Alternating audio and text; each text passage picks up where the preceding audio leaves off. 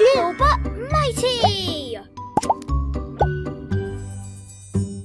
Welcome everyone, I'm teacher Wen Hee, an English teacher at Lil But Mighty.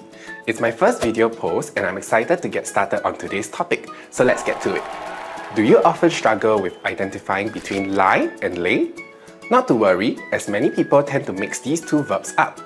However, by the end of this video, you will have a clear understanding on how to use them correctly. First, let's look at lie. Lie means to recline or to be in a horizontal position. It does not require a direct object and usually has an indication of a place. The past tense of lie is lay, while lain is the past participle. Here are a few examples. The couch and the bed here are examples of places that one can lie down on. They indicate where you recline. A way you can identify places is by looking at the prepositions used before the noun, as we can see on the couch and in bed. Now, let's look at lay. Lay means to put something down and it always requires an object. Lay is used for both the past tense and past participle forms of lay. Here are some examples. Book, keys, and papers are the direct object in each of the sentences using lay. They indicate what has been put down. The confusion normally arises when we try to use the past tense of the two verbs. Before I get to that, let's first summarize what we know about lie and lay in the form of a table. As you can see, the past tense of lie is lay, which may lead to confusion when deciding on which past tense form to use correctly. Say you come across a sentence like this one. You may be confused as to which option to choose.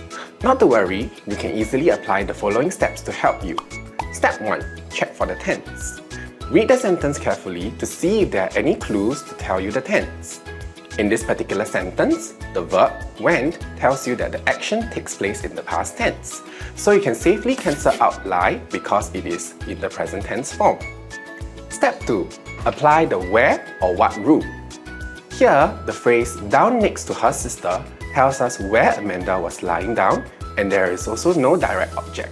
As such, the correct answer is lay because it is the past tense form of the word lie, which means to recline. Lay is incorrect because it is the past tense of lay, which means to put something down. Let us try the following questions to see if you have understood the difference between lie and lay. When confused or in doubt, remember to apply the steps I've gone through earlier to help you.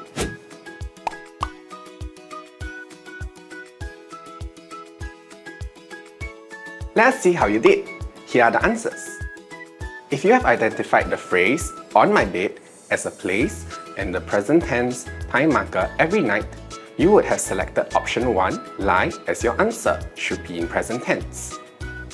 If you pick option 3, late, which is the past tense of lay as your answer, you are correct. Take note that the baby should have been the clue as it is the direct object, while the time marker an hour ago, which indicates the past tense, is another clue.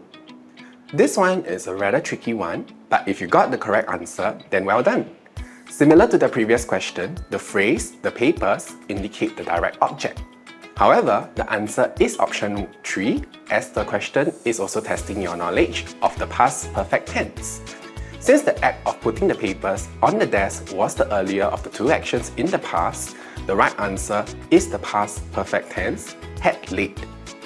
Great job everyone! Remember, the key difference is that lie does not need an object and is usually coupled with a place, while lay always does need an object and tells you what has been put down. With practice, you'll get the hang of it. If you have found this video helpful, don't forget to check out our other videos for other useful tips for English. Thanks for watching and see you next time!